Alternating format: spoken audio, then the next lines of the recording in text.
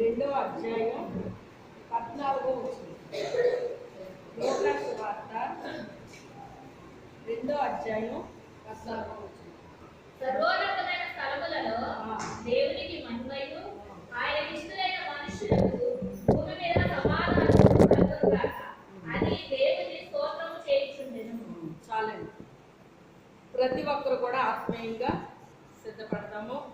ప్రభా, మరి క్రిస్మస్లో నాతో మాట్లాడుతుంది ప్రతి ఒక్కరు చిన్న ప్రార్థన చేసుకుందాం. పరిశుద్ధమైన తండ్రి, మీ కొందరాలు స్తోత్రాలు తండ్రి.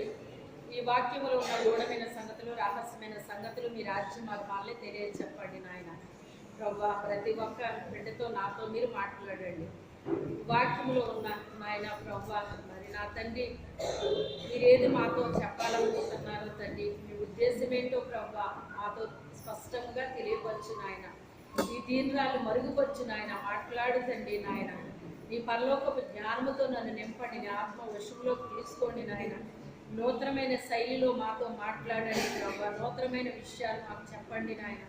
మీరే పరిశుద్ధాత్మ కార్యం బలముగా జరిగించి సహాయం దయచేసి ప్రతి చెవి తెరవబడుగాక, ప్రతి హృదయం తెరవబడుగాక, ప్రతి మనులంతరం వెలిగించబడుగాక, సాతానికి లయపరచబడుగాక, మీ కార్యములు జరుగునుగాక. సాతానికి లయపరచబడునుగాక, మీ కార్యములు జరుగునుగాక. సాతానికి లయపరచబడునుగాక, మీ కార్యములు జరుగునుగాక. ప్రతి ఒక్క బిడ్డ హృదయం అనే మరి పలకల మీద ముద్రించండి పరిశుద్ధాత్మ దేవుడా. ఎన్నటికీ ఈ మాటలు మర్చిపోకుండా ప్రతి బిడ్డతో నాతో మీరు మాట్లాడి సహాయం చేయమని యేసు అతి పరిశుద్ధ నామంలో అడిగి వేడుకుంటున్నాము తండ్రి. హల్లెలూయా. ఇక్కడ మరి ప్రతి సంవత్సరం మనము చెప్పుకునే మాటలే, వినే మాటలే. అయినా మరి క్రిస్మస్ కనుక మళ్ళీ మనము ఆ వాక్యాన్ని ధ్యానిస్తూ ఉంటాము. అయితే ఈరోజు కొద్ది విషయాలు మీతో చెప్పాలని ఆశపడుతూ ఉన్నాను. పరిశుద్ధాత్మ దేవుడు నాకు ఇచ్చిన ఈ దివ్య వాక్యాన్ని మరి మీతో పంచుకోవాలని ఆశపడుతూ ఉన్నాను. ఇక్కడ మరి ప్రభువు జన్మించినప్పుడు గొర్రెల కాపరులతో ఒక దూత వెళ్ళి చెప్పింది కదండి. చెప్పింది కదా. చెప్పిన తర్వాత అప్పుడు అంటండి 13వ వచనంలో ఉంటే, వెంటనే పరలోక సైన్య సమూహము ఆ దూతతో కూడా నుండి, ఏ దూతతో ఉన్నాయి? ఏ దూత అయితే వర్తమానం తెచ్చి గొల్లలతో చెప్పిందో ఆ దూత దగ్గరికి ఏం చేసి అంట, సైన్య సమూహం అంటే సైన్యం అంటే చాలా అన్నమాట అండి. సైన్యం అంటే చాలా దూతలు అన్నమాట అండి. ఒక రకంగా చెప్పాలి అంటే ఒకవేళ బెత్లెహేము గ్రామం అంతా దూతలతో నిండిపోయి ఉండొచ్చు అనమాట. అవి మనుషులకి కనబడుతున్నాయో లేదో తెలియదు, కానీ మన దగ్గర కూడా దూతలు ఉంటాయండి. తెలుసా మీకు ఆ సంగతే? ఇప్పుడు ఇక్కడ కూడా దూతలు ఉంటాయి, ప్రభు ఉంటారు. కానీ మనకు కనబడవచ్చు, కనబడకపోవచ్చు. కొంతమందికి దర్శనంలో చూస్తూ ఉంటారు. ఇలాగా రకరకాలుగా మరి దూతలు అనేటువంటి మనతో ఉంటాయండి. ఎప్పుడు ఉంటాయి అంటే దేవునికి మహిమకరమైన కార్యాలు జరిగినప్పుడు తప్పకుండా వస్తాయన్నమాట. ఎవరమైతే దేవుని పక్షంగా నిలబడుతున్నామో వారి పక్షంగా దేవుని యొక్క దూతలు ఉంటాయన్నమాట అండి. మా ప్రక్కనే నిలబడతాయి కూడా అన్నమాట. ఎలా నిలబడతాయంట మీరు ఎప్పుడైనా అడిగి చూడండి. ఖడ్గాలు దూసి పట్టుకుని నిలబడతాయి అన్నమాట అండి. ఎందుకంటే మా మీద అటాక్ ఎక్కువ ఉంటుంది. దేవుని పేరట నిలబడ్డామంటే అటాక్ ఎక్కువ ఉంటుంది అన్నమాట అండి. అందుకని మా ప్రక్కనే దూతలు ఖడ్గం దూసుకుని నిలబడతాయి అన్నమాట. ఎప్పుడన్నా ప్రభువా నిజమేనా దూతలు ఉంటాయా, ఒకసారి నాకు చూపించి ప్రభు అని అడిగి చూడండి ఎవరన్నా. ఆయన చూపిస్తారు, మీకు కనబడతాయి. అయితే పరలోకం నుంచి దేవదూతలంట, సైన్యం అంట సమూహముగా వచ్చేసి అంటండి. సమూహముగా వచ్చేసి సమూహము ఆ దూతతో కూడా నుండి సర్వోన్నతమైన స్థలములలో దేవునికి మహిమయు ఆయనకి ఇష్టలైన మనుషులకు భూమి మీద సమాధానమును కలుగునుగాక అని దేవుని స్తోత్రము చేయించుంటాను. ఈరోజు ఏ వాక్యం చెప్పాలి ప్రభువా అని నేను ప్రార్థన చేసుకుంటున్నానండి. చేసుకుంటున్నప్పుడు ఈ వాక్యాన్ని ప్రభు చూపించారు. చూపిస్తే చాలాసార్లు ఈ వాక్యాన్ని మనం చెప్పుకున్నాం, కానీ నాకు మాత్రం ఇది చాలా కొత్తగా అనిపించింది. మళ్ళీ నన్ను ఎలా అనిపించింది? కొత్తగా ఇప్పుడే చదువుతున్నట్టు అనిపించింది అన్నమాట అండి. దేవుడు ఏ వాక్యం అయితే మనతో మాట్లాడతారో అది మనకి క్రొత్తగా అనిపిస్తూ ఉంటుంది అన్నమాట. ఎందుకు క్రొత్త అనిపిస్తుంది అంటే ఏవో నూతనమైన విషయాలు అందులో నుంచి ఆయన మనతో మాట్లాడాలనుకుంటున్నారు కనుక కొత్తగా అనిపిస్తుంది అనమాట అండి. అయితే ఆ క్రొత్తదనం ఏంటి? ఈరోజు మనతో ఏం మాట్లాడబోతున్నారు ఆయన, మనం శ్రద్ధగా ఆలకిందామండి. చూడండి, సర్వోన్నతమైన స్థలములలో దేవునికి మహిమ అంటండి. సర్వోన్నతమైన స్థలములలో దేవుని కంట మహిమ అంటండి. అంటే పరలోకములో అంతా కూడా దేవుని యొక్క మహిమతో నింపబడి ఉంటుందండి. పరలోకం దేనితో ఉంటుంది? దేవుని యొక్క మహిమతో నిండి ఉంటుందండి.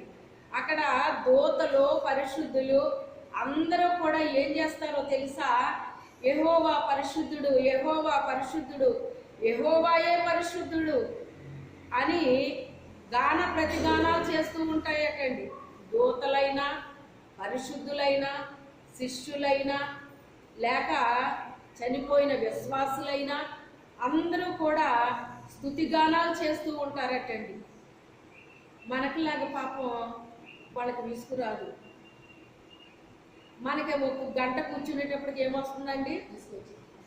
విసుకొచ్చేస్తుంది. అమ్మో కడుపు ఏంటది, కాళ్ళు లాగేస్తున్నాయి, నడువు నొప్పి వచ్చేస్తుంది, ఆకలి వేసేస్తుంది, నిద్ర వచ్చేస్తుంది, ఇన్ని వస్తున్నాయండి మనకి. కానీ అక్కడ దేవుడిని స్తుతించడానికంట వాటికి ఏమాత్రం కూడా విసుకేమీ ఉండదండి. ఇంకా విసుగులు ఇవన్నీ కూడా ఎక్కడ ఉంటాయి? భూమి మీదే ఉంటాయండి. భూమి మీదే ఉంటాయి. విసుకక అవి ఎప్పుడు స్తుతిస్తూనే ఉంటున్నాయంట. కొంతమంది పరిశుద్ధులు, ప్రార్థనాపరులు పరలోకంలో కూడా ప్రార్థన చేస్తూనే ఉంటారటండి మనలాంటి వాళ్ళ కొరకు. పరిశుద్ధులు పడిపోకుండా, నీతిమంతులు పడిపోకుండా ప్రార్థన చేస్తూ ఉంటారటండి. ప్రార్థన చేస్తూ ఉంటారట. లోకంలో ఉన్న ప్రతి ఒక్క బిడ్డ రక్షించబడాలని కన్నీటితో ప్రార్థిస్తూ ఉంటారటండి. కన్నీటితో ప్రార్థిస్తూ ఉంటారటండి. అయితే ఈరోజు క్రిస్మస్ కనుక కాస్త లైట్లు వేయండి. చీకటిగా ఎందుకు అలా ఉంచారు? లైట్లన్నీ వేసి వేయండి, లైట్లు వేయండి. చీకట్లో కూర్చోకుండా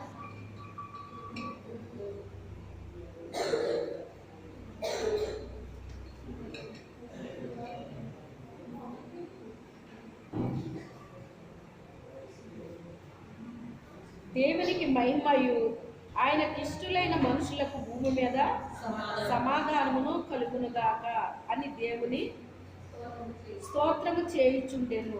ఇది పాయింట్ అన్నమాట. ఆయనకిష్టులైన మనుషులకు భూమి మీద సమాధానము కలుగునుగాక. అసలు ఆయనకిష్టులు అంటే ఎవరెళ్ళో? ఇది ఈరోజు దేవుడు మనతో మాట్లాడే నూతనమైన పాయింట్. ఆయనకిష్టులైన వారికంట భూమి మీద సమాధానము కలుగునుగాక. ఏమంటున్నాడు? కలుగునుగాక. అయితే మనం అనుకుంటాము దేవుడికి అందరన్నా కూడా ఇష్టమే కదండి, అందరన్నా కూడా ఇష్టమే కదండి, మరి అందరూ దేవుడి బిడ్డలే కదండి అంటారు. అందరూ దేవుడి బిడ్డలే, కానీ మరి దేవుడి బిడ్డలుగా జీవిస్తున్నారా? చెప్పండి, పూర్వపురం కాదు, మాట చెప్పాలి. అందరూ దేవుడి బిడ్డలుగా జీవించట్లేదు.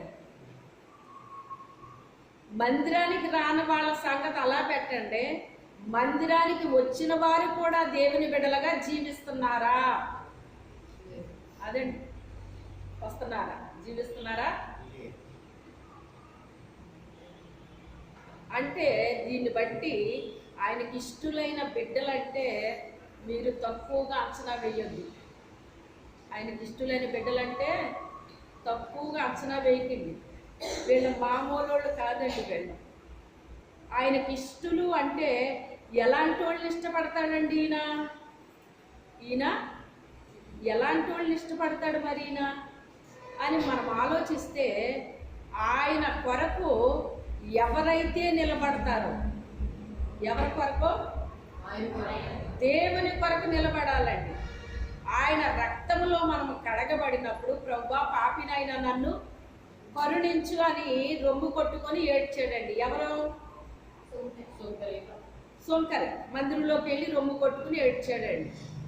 పరిసైడు ఏం చేశాడు?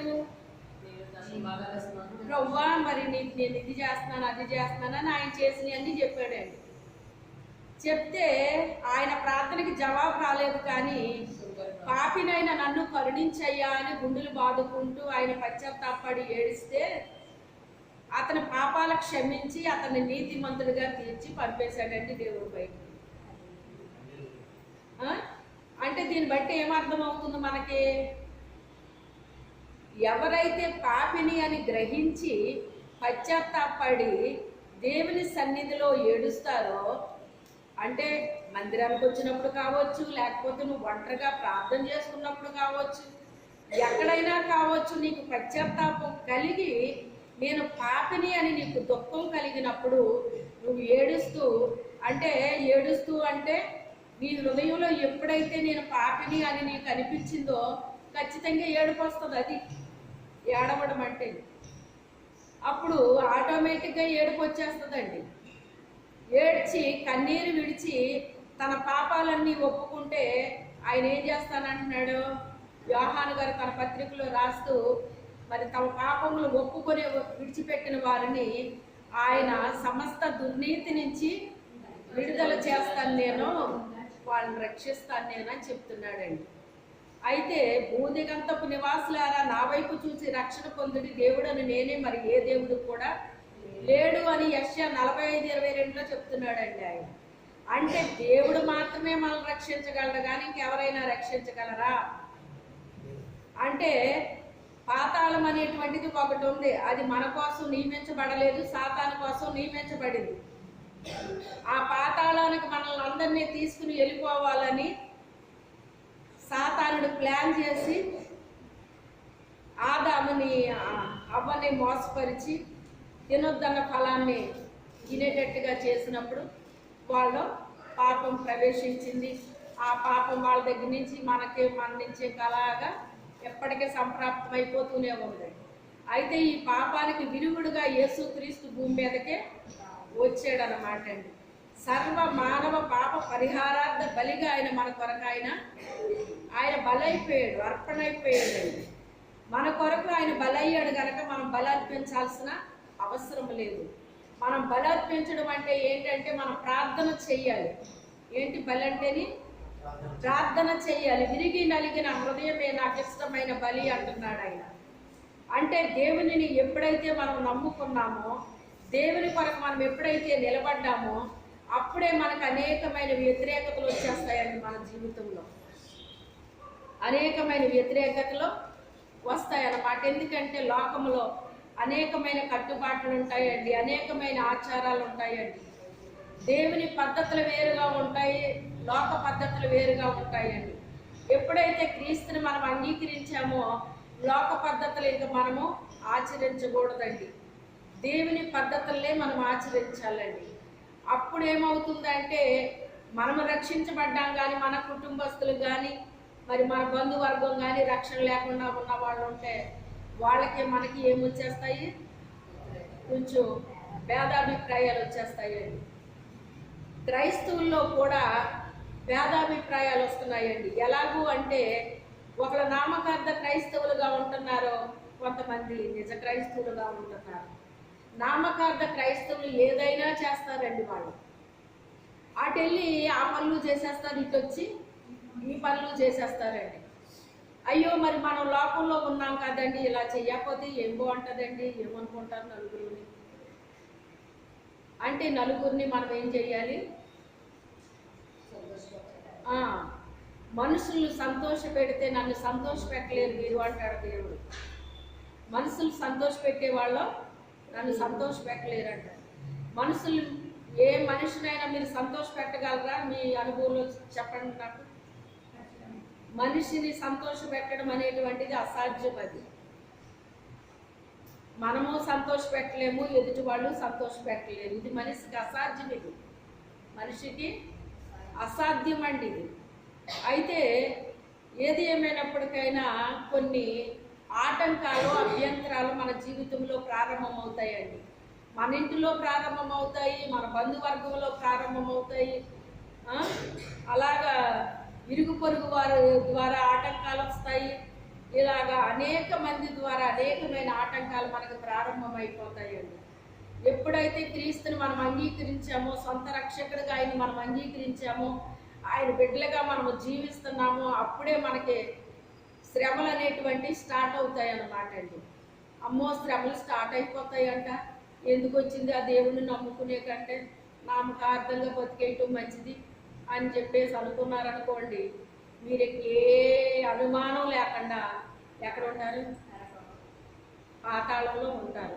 ధనవంతుడు పాతాళానికి వెళ్ళిపోయినట్టు ధనవంతుడు అనుకున్నాడంట, మరి ఎంతమంది నాకు ఎలా చేశారు కదా, మరి ఆయన ధనవంతుడు కనుక మనకి కూడా అంతేనండి. ఈ రోజుల్లో చూడండి, పెద్ద పెద్ద వారినే పిలుస్తారన్నమాట, చిన్న చిన్న వాళ్ళు పిలవరండి. పిలిచి వాళ్ళకి సన్మానాలు చేయటం ఇవన్నీ చేస్తూ ఉంటారన్నమాట అండి. అయితే ఏది ఏమైనప్పటికైనా నేను అనుకుంటున్నాను, మరి అది కరెక్టో కాదో నాకు తెలియదు, కానీ పాపం ఈయన్ని కూడా అలాగే సన్మానాలు చేసి ఊరేమో ఎక్కడికి వెళ్ళని అని చెప్పేసి అనుకుంటున్నాను అన్నమాట. ఈ ప్రజల యొక్క మరి అంటే ప్రజలంటే మామూలు వాళ్ళు కాదు, కానీ సంఘస్థులే అయ్యి ఉండొచ్చు అనమాట అండి బహుశా.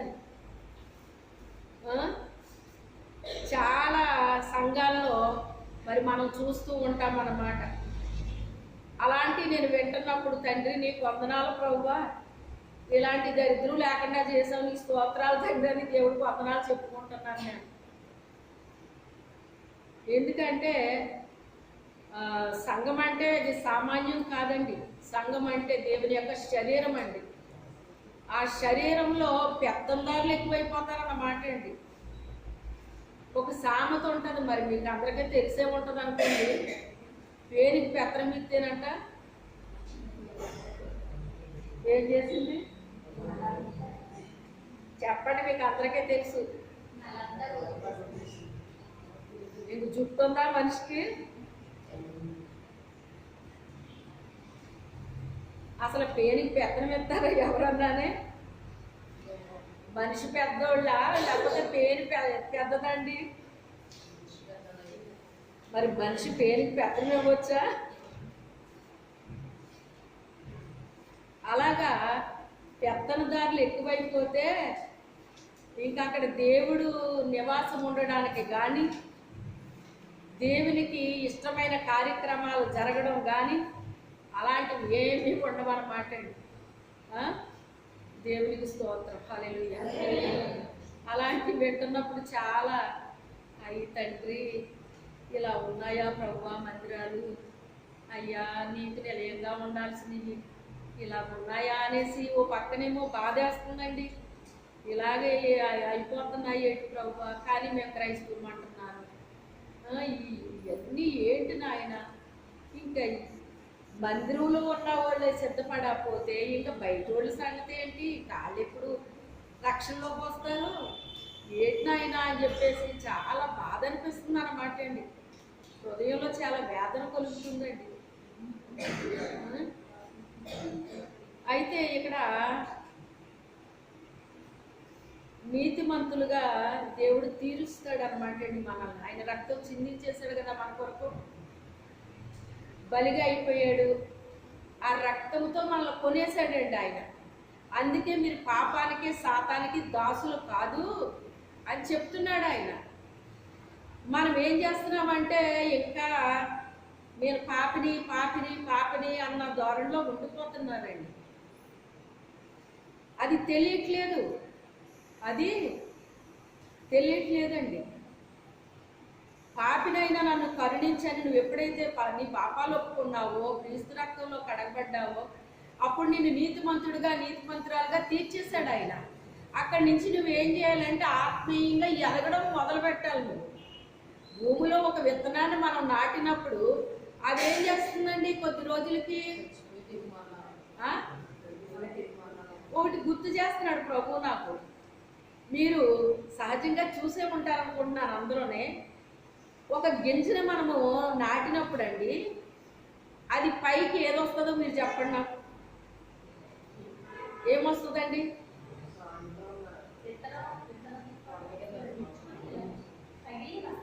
మనం ఏ విత్తనం వేసామో ఆ విత్తనము ఆ పప్పు 2 బద్దల కింద ఇలాగొచ్చి అందులో నుంచి ఒక వేరు ఎక్కడికి వెళ్ళింది అది? అది భూమిలోకి వెళ్ళిపోయింది. వేరు భూమిలోకి వెళ్ళిపోయింది. ఈ పైకి వచ్చిన ఈ పప్పు బద్దలు 2ని అవి అలా విచ్చుకొని ఆ లోపల నుంచి 2 ఆకులు వస్తాయండి. మీరు గమనించారు ఎప్పుడన్నానే? ఈసారి గమనించండి. వీళ్ళ దగ్గర చెట్లు ఉంటాయి కదా, కావాలని వేయండి, వేసి పరిశీలన చేయండి. ప్రతి దాన్ని కూడా మనం గమనిస్తే దేవుణ్ణి స్తుతించకుండా మనం ఉండలేమండి. ప్రతి దాన్ని బట్టి నేను దేవుణ్ణి స్తుతించే అలవాటు బాల్య దశ నుంచి నాకు వచ్చిందన్నమాట. చిన్ని పువ్వును చూసి దేవుణ్ణి స్తుతించేదాన్నండి. అబ్బా ఎంత అందంగా ఉంది ప్రభువా ఈ పువ్వు, అసలు ఎంత చక్కగా దీన్ని పుట్టించావు ప్రభువా, నీకు స్తోత్రం నాయన అనేసి ఎగిరే పక్షిని చూసి దేవుని స్తుతించేదాన్ని. పూసిన చిన్న పువ్వుని బట్టి దేవుణ్ణి స్తుతించేదాన్ని. ప్రతి దాన్ని చూసి దేవుని స్తుతించే అలవాటు నాకు ఉండేదన్నమాట అండి. మీరు కూడా చూడండి, అది ఏ రీతిగా అది భూమిలోకి వెళ్ళిందో ఆ రీతిగా మనము కూడా భూమిలో ఎప్పుడైతే నాటబడ్డామో మన విశ్వాసం లోతుకి వెళ్ళిపోతుంది. మన హృదయం అనే లోపల ఏం పెరుగుతూ ఉంటుంది? విశ్వాసం అనేటువంటిది పెరుగుతుందండి. విశ్వాసం అనేటువంటిది లోపల పెరుగుతుంటే పైకి ఏం కనబడుతుంది? మనకి క్రియ కనిపిస్తుంది. మనలో ఎంత విశ్వాసం ఉందో ఆ విశ్వాసం ఇప్పుడు ఎక్కడ కనబడటం మొదలు పెడుతుంది? ఈ 2 ఆకులు వచ్చినాయే, ఆ 2 ఆకుల తర్వాత ఇంకో 2 ఆకులు వస్తాయండి. ఆ 2 ఆకుల తర్వాత ఇంకో 2 ఆకులు వస్తాయి. అలా మెల్లమెల్లగా ఇప్పుడు అది ఏమయ్యింది? మొక్క అయ్యింది. మొక్క అయిన తర్వాత ఆ చిన్ని మొక్కని పొడవడానికి శత్రువు అటాక్ చేస్తుందా చేయదా? ఏ శత్రువు చేస్తుంది కదా? కోడి పిల్లెళ్ళి మొక్కను పీకేస్తుందండి. కోడి కూడా కాదు, అంటే అది చిన్నిది వెళ్ళి దాన్ని ఏం చేస్తుంది? చిన్ని కోడి పిల్లెళ్ళి ఆ చిన్ని ముక్కుతో దాన్ని పొడుస్తుందా లేదా? అలాగే నీ విశ్వాసాన్ని కూడా పెద్ద దెయ్యం వచ్చి నీ విశ్వాసాన్ని ఏం పాడు చేయదు. చిన్ని దెయ్యం వెళ్తుంది అనమాట ఆ మనిషి దగ్గరికి.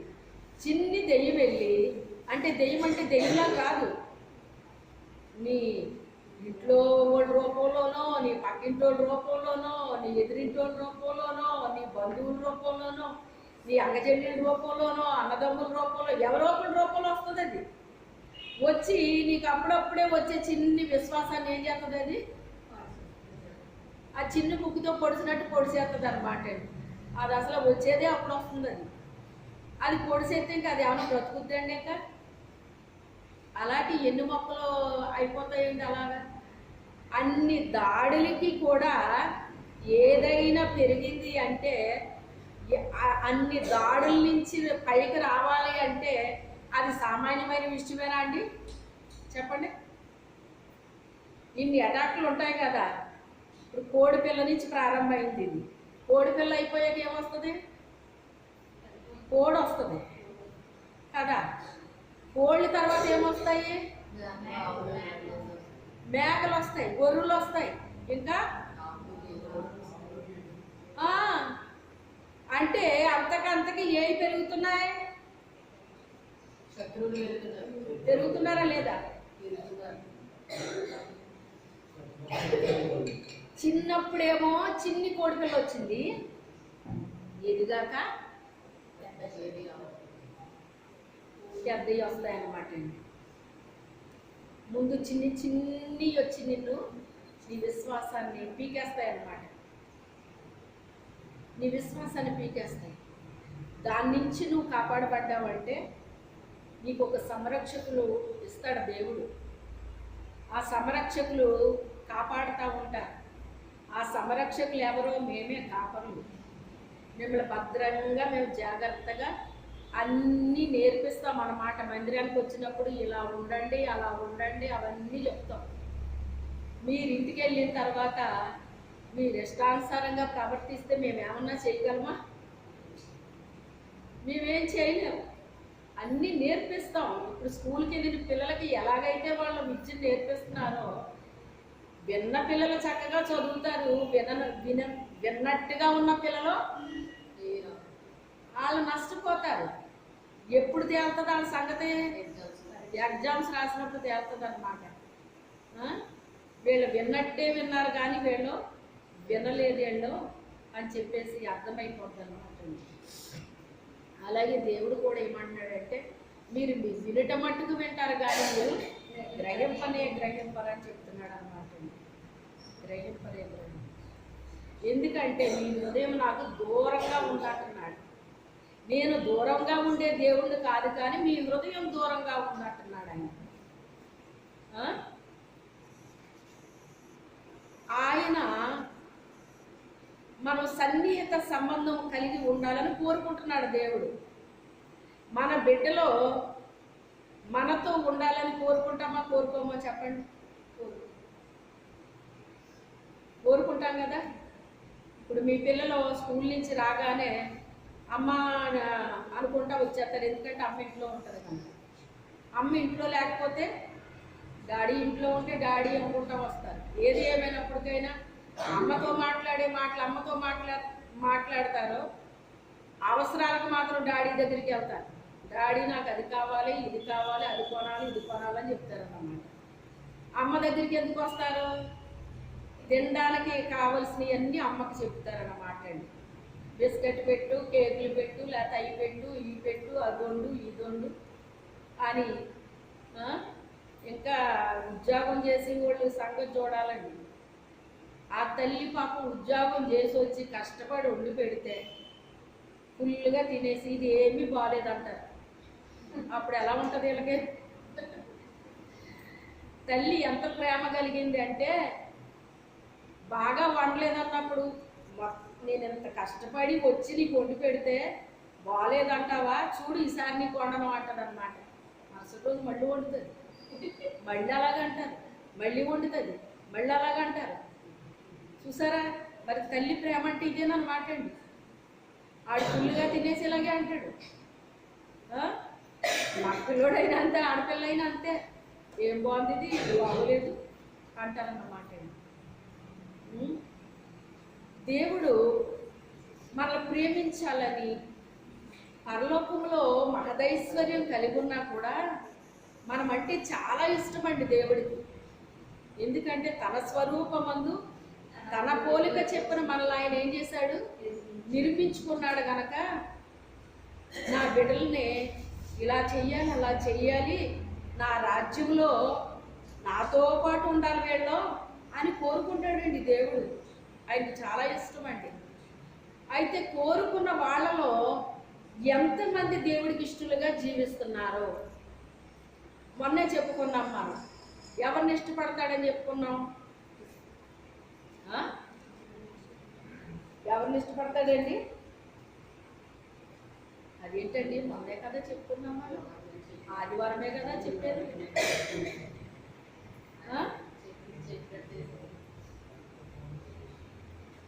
విశ్వాసం లేకుండా ఇష్టడై ఉండట అసాధ్యము అని చెప్పుకున్నాం. అంటే 100% విశ్వాసం ఉన్న వాళ్ళంటే ఎవరికి ఇష్టమంట? దేవుడికి ఇష్టం అన్నమాట. కొంచెమో కొద్దో గొప్ప ఉన్నా ఇష్టమే, కానీ 100 మార్క్స్ వచ్చిన అమ్మాయి అయినా అబ్బాయి అయినా మాస్టర్కి ఎంత ఇష్టం చెప్పండి? అంటే నేను చెప్పింది ఎంత చక్కగా విన్నారో, వీడికి 100 మార్క్స్ వచ్చినాయి అంటే నేను చెప్పింది చెప్పినట్టుగా వీడు వింటున్నాడో చదువుతున్నాడని ఎంత ఆనందపడతాడు ఆయన. దేవుడు కూడా అంతే. మనము కూడా 100% విశ్వాసం ఉంచితే దేవుని మీద, ఆయన కూడా మనల్ని చూసి అలాగే ఆనందించి సంతోషపడతాడండి. ఆయన 100% ఆయన యందు మనం విశ్వాసం ఉంచితే ఆయన ఏది చెప్పితే అది చేస్తామన్నమాట అండి. మనం ఏది చెప్పితే అది చేస్తాము, ఎప్పుడు చెప్పితే అప్పుడు చేస్తాము, ఎలా చెప్పితే అలా చేస్తాము, ఏది చెయ్యమంటే అది చేస్తాము. అర్థమైందా? మరి అప్పుడు దేవుడికి ఇష్టం అవుదా? అవుతుందా? దేవునికి ఇష్టమేండి, ఆయనకి ఇష్టమైన బిడ్డలండి. దానియేలు గారు తన ప్రజల కొరకు ప్రార్థన చేస్తున్నారంట. ఎన్నాళ్ళు చేశాడండి ఆయన? 21 రోజు ఉపవాసం ఉండి ప్రార్థన చేశాడటండి తన జనాంగం యొక్క రక్షణ కొరకు. తన పితరుల యొక్క పాపాలు ఏమన్నా వీళ్ళ మీదకి వచ్చినాయేమో అని చెప్పేసి వాళ్ళ గురించి కూడా ప్రార్థన చేశాడటండి ఆయన. పితరుల యొక్క పాపాలు ఏమన్నా వీళ్ళ మీదకి వచ్చినాయేమో ప్రభువా క్షమించయ్యా అని చెప్పేసి ప్రార్థన చేశాడటండి. ఒకళ్ళింటూ ఒకళ్ళని అడ్డు పెట్టేస్తే ఏ కూడా ఉండదు. ఈ పక్కన పెట్టి అది దమ్మా ఈ పక్కన కూర్చో. దేవుని స్తోత్రం. ప్రార్థన అయిన తర్వాత అందరూ ఆడుకోండి. మీరు ఎప్పుడు వరకు ఆడుకున్నా మిమ్మల్ని నేను వెళ్ళిపోమన్నా ఆడుకోండి. అయితే దేవుడికి ఆయన చెప్పింది చెప్పినట్టుగా చేసే బిడ్డలో ఎప్పుడు చెప్పితే అప్పుడు చెయ్యాలి, ఏం చెప్పితే అది చెయ్యాలి. ఆ రీతిగా ఎప్పుడైతే మనం ఉన్నామో ఆయనకి చాలా ఇష్టం అండి. అయితే ఇప్పుడు దానియేలు పితరుల కొరకు ఏం చేశాడట? ప్రార్థన చేశాడటండి. ప్రార్థన చెయ్యగానే దేవుడి దగ్గరికి వెళ్ళిపోయింది, దూత పట్టుకుని వెళ్ళిపోయిందండి ఆ ప్రార్థన. ఆ రోజుల్లో అప్పటికి ఇంకా యేసుక్రీస్తు రాలేదు భూమి మీదకి. వెళ్ళిపోతే ఆ తర్వాత ఆ ప్రార్థనకి జవాబు పట్టుకుని వస్తుంటేనంట దురాత్మ రానివ్వట్లేదటండి. ఆ జవాబును పట్టుకుని రానివ్వట్లేదంటండి. ఈయన ప్రార్థన వెంటనే వెళ్ళిపోయింది, ఆ ప్రార్థనకి జవాబు కూడా వెంటనే వచ్చింది. ఈయన యొక్క దానియేలు గారి దగ్గరికి ఆ దూత జవాబు తీసుకురావడానికి 21 రోజు పట్టిందంటండి. ఎన్ని రోజులు? అప్పటికి కూడా మికాయేలు అంటే సైన్యానికి అధిపతి అన్నమాట అండి. మికాయేలు దూత ఏ సైన్యము? యుద్ధ సైన్యం అండి. ఏ సైన్యము? రకరకాల దూతలు ఉంటారండి పరలోకంలో. ఈ మికాయేలు మాత్రం యుద్ధము చేసే దూతలకి సైన్యానికి అధిపతి అన్నమాట అండి. ఆ దూత వచ్చి యుద్ధము చేసి అప్పుడు ఈ దూతను పంపించిందంట, వెళ్ళి జవాబు పట్టుకుని వెళ్ళు అని చెప్పేసి. అప్పుడు ఆ దూత వచ్చి చెబుతుందన్నమాట అండి, ఇదిగో నువ్వు ప్రార్థన చేసినప్పుడే వెంటనే అది దేవుడి దగ్గరికి తీసుకెళ్ళాను, ఆయన జవాబు ఇచ్చాను, తీసుకొస్తుంటే మధ్యలో ఇక్కడ ఆపేసింది, ఆ దుష్ట శక్తి ఆపేసింది, మికాయేలు వచ్చి యుద్ధం చేసి నన్ను పంపించింది అని చెప్తున్నాడు అనమాట అండి. ఆ రీతిగా మరి దానియేలుని చూసినప్పుడు ఆయన ఎంతగా ప్రభు కోసం నిలబడ్డాడు అంటే, మరి ఆయన ఆ దేశానికి వెళ్ళగానే అతన్ని అపవిత్రపరచాలని, ఆ రాజుగారు తినే మాంసం తిని ఆ ద్రాక్షారసం తాగాలి అనేటువంటిది అక్కడ పెట్టారు. అది తినకుండా త్రాగకుండా అతను జ్ఞానంతో ప్రార్థన చేసుకున్నాడు. అక్కడ దేవుడు కరుణా కటాక్షాలు అతని మీదకి రానిచ్చాడు. మొత్తం మీద అది తినకుండా కాపాడబడ్డాడు. అయితే తిన్నవాళ్ళకు ఉన్నంతకంటే రెట్టింపు జ్ఞానాన్ని, తెలివిని, సౌందర్యాన్ని, వివేకాన్ని, దర్శనాలు చూసే వరాన్ని, దర్శన భావం చెప్పే వరాన్ని, ఇవన్నీ దానియేలుకు అనుగ్రహించబడినాయండి. అతనికే కాదు, అతనితో ఉన్న షద్రకు, మేషకు, అబేద్నెగోలకు కూడా కొన్ని అనుగ్రహించబడినాయి. ఈయనకు అనుగ్రహించబడినన్ని అనుగ్రహించబడలేదు. అదే చెప్తున్నాను నేను. విశ్వాసులే కానీ అందరి విశ్వాసం ఒక్కలాగా ఉండదు అని చెప్తున్నాను నేను. వాళ్ళ విశ్వాసులే కానీ దానియేలు విశ్వాసం వేరు, వీళ్ళ విశ్వాసం వేరు. తేడా ఉంది, వీళ్ళకి ఆయనకి తేడా ఉందన్నమాట అండి. ఇప్పుడు చూడండి, ఈయన ఎంత ఖచ్చితంగా ఉన్నప్పటికైనా ఈయన ఎలాగైనా చంపాలి అని పెట్టుకున్నారండి వాళ్ళు. దేవుని కొరకు నిలబడ్డ వ్యక్తిని సాతానుడు ఎప్పుడు చంపాలనే గురి పెట్టుకుని ఉంటాడు. గుర్తుపెట్టుకోండి మీరు. దేవుని పేరట ఎప్పుడైతే మనం నిలబడ్డామో మనల్ని చంపడానికే వాడెప్పుడు ప్రయత్నం చేస్తూనే ఉంటాడు. మనము మర్చిపోతాం కానీ వాడు మర్చిపోడండి. వాడు రకరకాల ప్రయత్నాలు మన మీద చేస్తూనే ఉంటాడండి. ఏదో రూపంలో చేస్తూనే ఉంటాడండి. అయితే ఈయన మీద కూడా రకరకాల ప్రయోగాలు జరిగినాయి. ఎన్ని ప్రయోగాలు జరిగినప్పటికైనా దానియేలు నీతి న్యాయాలతో బ్రతుకుతున్నాడండి. ఆయన బ్రతకడం అంటే ఆయన కొరకు కాదు కానీ క్రీస్తు కొరకు బతుకుతున్నాడు. ఆయన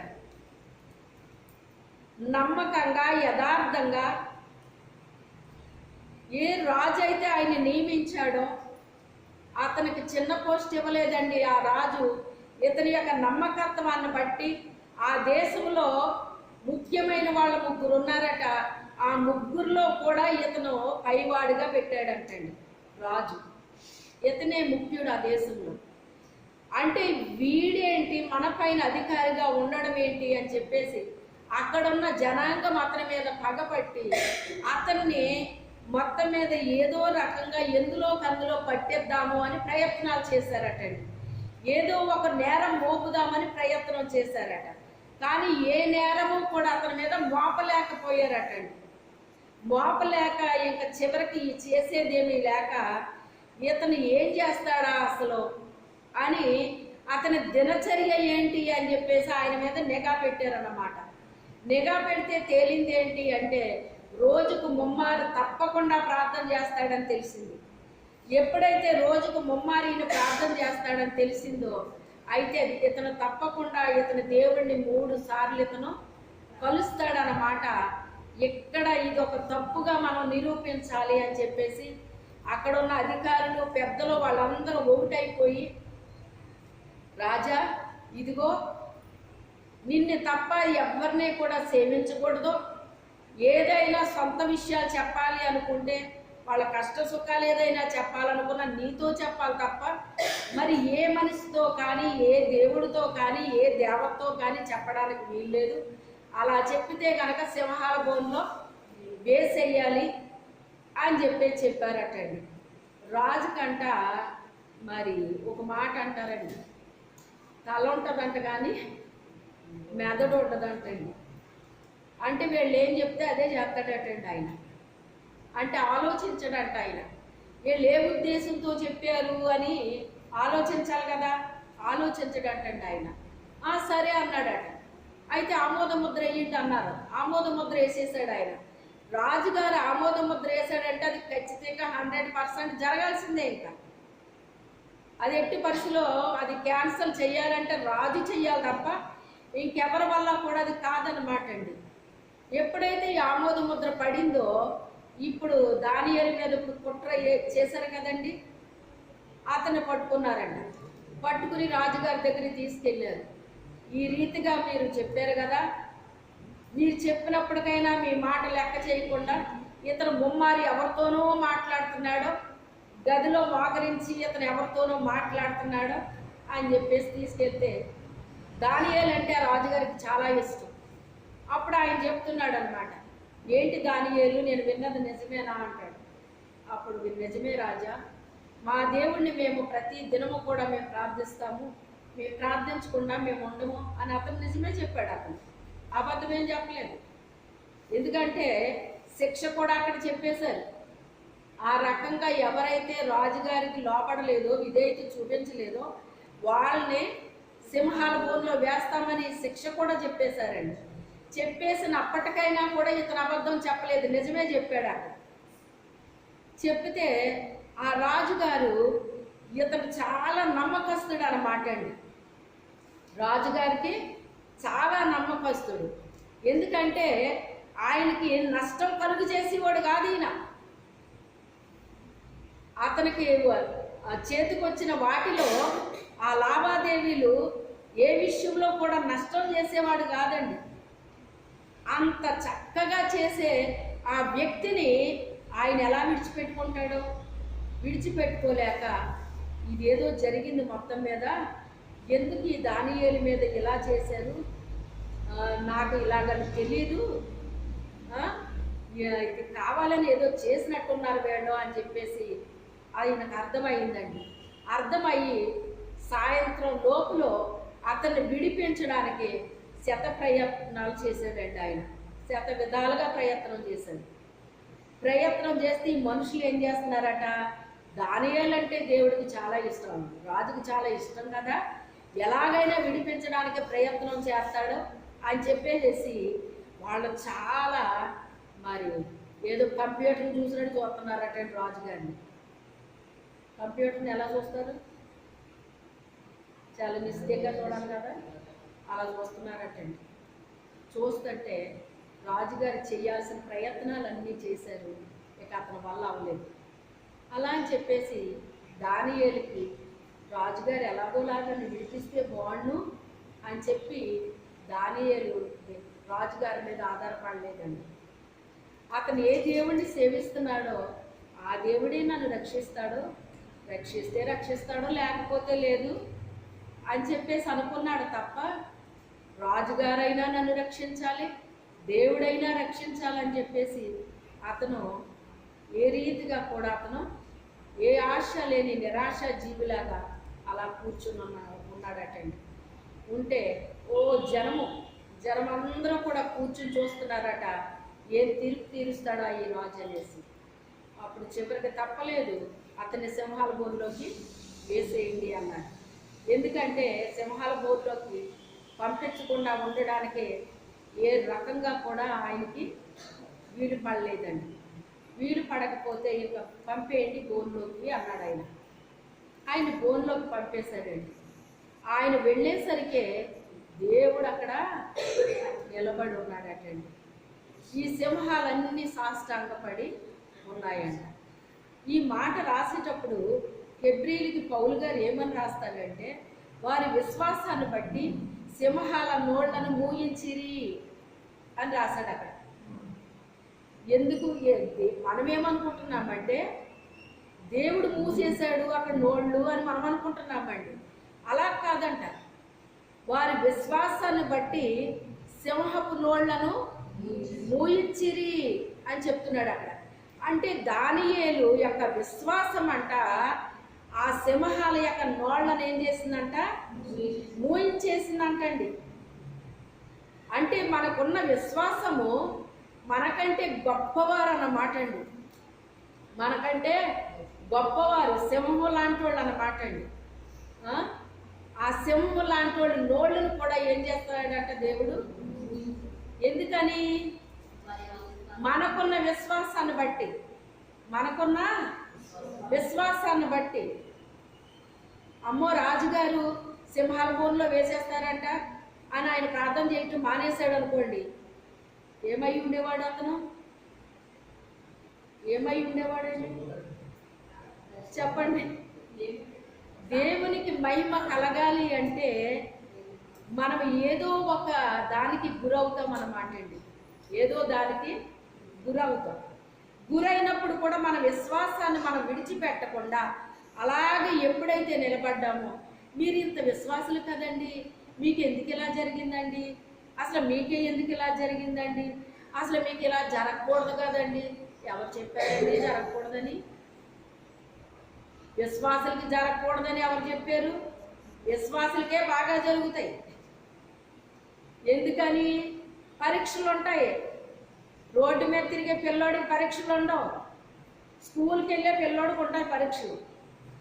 ఆ పరీక్షల వల్ల ఆడేం చేస్తున్నాడు, ఇప్పుడు పై క్లాస్కి వెళ్తున్నాడు. అంటే అభివృద్ధి అవుతున్నాడా, డౌన్ అయిపోతున్నాడా? మరి పరీక్ష పైకి తీసుకెళ్తుందా, కిందకి తీసుకెళ్తుందా? ఇంకా తర్వాత పరీక్షలు అయిపోయినాయి, పాస్ అయిపోయాడు, ఉద్యోగం వచ్చేసింది, మళ్ళీ పరీక్ష వచ్చింది. ఆ పరీక్ష దేనికి వచ్చింది? ప్రమోషన్కి వచ్చింది. దేనికి వచ్చింది? ప్రమోషన్కి వచ్చింది, కానీ కిందకి వెళ్ళిపోవడానికి రాలేదు అది. ఇంకా పై స్థాయికి వెళ్ళడానికి వచ్చింది అది. అంటే ఇప్పుడు పరీక్షలు రావడం మంచిదా, రాకుండా ఉండడం మంచిదా? విశ్వాసకి శ్రమ రావడం మంచిదా, రాకుండా ఉండడం మంచిదా?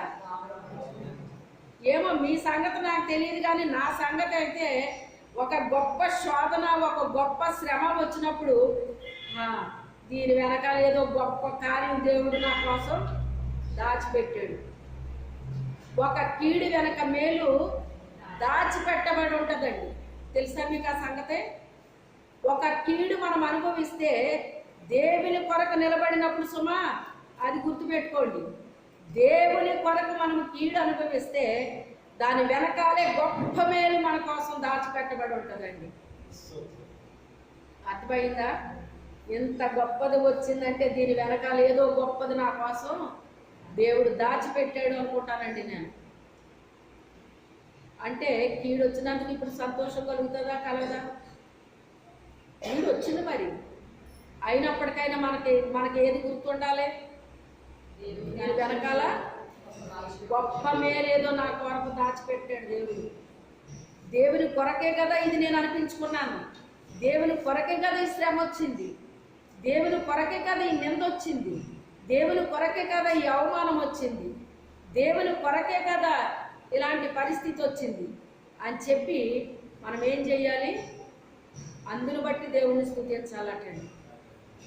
అందును బట్టి దేవుని స్తుతించాలటండి, స్తుతించాలండి.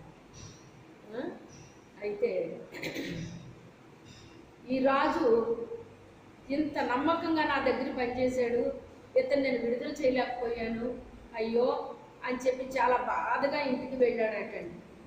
ఇంటికి వెళితే ఈ సింహాల బోన్లోకి పంపిన వాళ్ళందరూ కూడా చక్కగా సెలబ్రేట్ చేసుకుంటున్నారటండి. అమ్మయ్య, వీడి పేడ విరగడైపోయింది, వీడు రోజు వీడుని ఏమన్నా కొంచెం లంచాలు తీసుకోరా బాబు అంటే ఎక్కడ తీసుకుని కూడా కాదు వీడు. వాడు తీసుకుంటే లంచాలు తీసుకున్నవాడు ఏం చేస్తాడు తెలుసా అండి? చక్కగా పంచిపెడతాడు అందరికీ. ఏం చేస్తాడు?